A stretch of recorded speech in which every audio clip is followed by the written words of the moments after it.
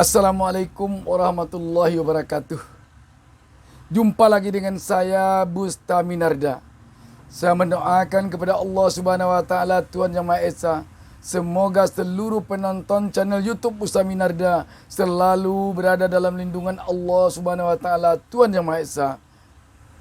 Sahabat BN yang berbahagia dimanapun berada, semakin hangat, semakin menarik untuk kita simak rentetan demi rentetan dari prahara yang terjadi di Partai Demokrat semenjak berlangsung KLB Partai Demokrat versi Muldoko di Deli Serdang baru lalu. Kita melihat bagaimana Partai Demokrat yang sekarang dipimpin Adik AHY kelihatan melawan bagaikan perang terbuka, apalagi semenjak Ketua Majelis Tinggi Partai Demokrat Jenderal TNI Purnawirawan Profesor Dr. Susilo Bambang Yudhoyono telah menyampaikan kepada seluruh jajaran Partai Demokrat di Indonesia yang dihasilkan oleh Kongres 5 Jakarta pada 15 Maret tahun 2020 lalu agar melawan, agar melakukan perang yang dinamakannya ini perang suci, perang untuk kebenaran. Kita melihat dampak dari ini sekarang telah ada berbagai reaksi dari Partai Demokrat hasil Kongres 5 di Jakarta tersebut. Ada pernyataan sikap menolak KLB, mendukung kepemimpinan AHY dari berbagai DPD dan DPC Partai Demokrat di seluruh Indonesia. Ada juga malah yang melaporkan, yang menamakan diri utusan Partai Demokrat yang hadir di KLB Deli Serdang baru lalu itu. Dan malah sekarang sampai kepada cap jempol darah pernyataan kesetiaan kepada AHY. Ini mengingatkan kita kepada apa yang terjadi ketika berlangsung Kongres PDI tahun 1996 di Medan, di mana hasil kongres tersebut, kalau saya tidak keliru, adalah dalam upaya mendongkel kepemimpinan Megawati Soekarno Putri hasil Kongres Semarang. Kita sama tahu waktu itu bahwa penguasa Orde Baru waktu itu tidak setuju dengan Megawati memimpin PDI dan lebih menyenangi Suryadi memimpin PDI karena Suryadi waktu itu adalah pro penguasa, pro pemerintah kala itu. Sehingga dengan berbagai cara pemerintah Orde Baru, penguasa Orde Baru menumbangkan, mendongkel Ibu Megawati. Kita masih ingat waktu itu utusan-utusan dari daerah di seluruh Indonesia waktu itu yang datang ke kongres tersebut tidak saja dari PDI, tetapi malah ada dari aparat keamanan yang sengaja dipakaikan baju PDI kepadanya dan masuk sebagai utusan daerah ke kongres. Begitu betul waktu itu. Kita masih ingat. Malah dibuatkan KTA-nya. Padahal dia adalah ABRI, anggota ABRI. Dan dia yang menyatakan waktu itu, membuat pernyataan sikap mendukung Suryadi untuk ketua. Tetapi apa yang terjadi?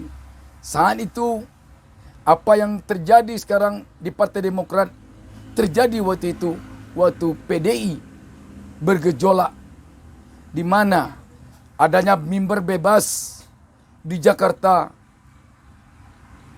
di sekretariat, di kantor PDI waktu itu ada mimbar bebas, dan berbagai pernyataan menolak hasil Kongres Medan terjadi waktu itu dari PDI. Akhirnya kala itu terjadilah peristiwa 27 Juli 1996 yang memakan banyak korban. Tetapi apa yang terjadi sesudah itu? Orde Baru terjungkal. Megawati memimpin PDI yang diberi nama waktu itu PDIP, Partai Demokrasi Indonesia Perjuangan. Dan sampai sekarang PDI menjadi partai berkuasa di Indonesia. Jadi sekali lagi, politik yang dilakukan Orde Baru kala itu untuk mencoba menantang arus kesetiaan rakyat bawah kepada Megawati, untuk menantang arus bawah, menantang keinginan seluruh DPD dan DPC di seluruh Indonesia itu agar tidak mendukung Megawati. Jungkir balik akhirnya. Begitulah yang terjadi waktu itu. Bagaimana Ibu Megawati yang tidak sedikit pun bisa dilerai oleh pemerintah untuk dicintai oleh masanya. Kalau ini yang terjadi saat ini pada Partai Demokrat, di mana kalau kita perhatikan soliditas DPC, DPD di seluruh Indonesia kepada AHY memang tidak dapat kita pungkiri. Sekarang ini tampak sekali. Dan yang kita khawatirkan nanti, jika seandainya turut di sini penguasa bermain, yang kita khawatirkan berbalik lagi. Penguasa nanti yang kita takutkan terjungkal akibat ini dan naik anak muda yang bernama AHY nanti memimpin Indonesia ini. Sebab biasanya pertukaran era itu terjadi. Sulit kelihatannya menantang arus bawah sekarang ini. Sulit kelihatannya sekarang bagaimana menantang, melerai kesetiaan masa Partai Demokrat kepada AHY. Mungkin kita tahu SBY dulu ada juga melakukan kesalahan-kesalahan, kekeliruan ketika memimpin, maklum dia manusia. Tetapi kalau kita perhatikan, AHY belum terkena oleh itu.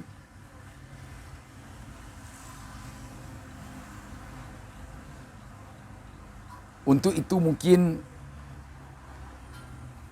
penguasa dalam hal ini, terutama sekali Istana dan Menkumham, perlu hati-hati menyikapi ini.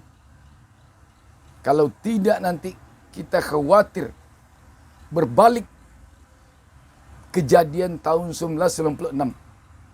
Begitu tahun 1996 terjadi prahara di PDI. Berlanjut 97 terjadi krisis moneter. Tahun 98 Soeharto jatuh, Orde Baru tumbang, dan seluruh bobrok yang dilakukan era Orde Baru terbongkar. Seluruh elemen kekuasaan di Orde Baru, mulai dari pucuk pimpinan Soeharto sampai ke kroni-kroninya. Diperteli waktu itu. Yang kita inginkan pergantian kepemimpinan di Indonesia ini, bagaimana agar normal, tidak melalui prahara. Rakyat sekarang telah lelah oleh setiap pergantian kepemimpinan dengan prahara. Pergantian dari Soekarno ke Soeharto melalui prahara yang kita kenal dengan peristiwa G30 PKI. Pergantian dari Soeharto dari era Orde Baru atau era Soeharto ke era reformasi melalui prahara yang banyak memakan korban. Kita masih ingat bagaimana kejadian di Jakarta waktu itu. Dan kita tidak ingin ini terjadi. Kalaupun terjadi pergantian kepemimpinan di Indonesia ini.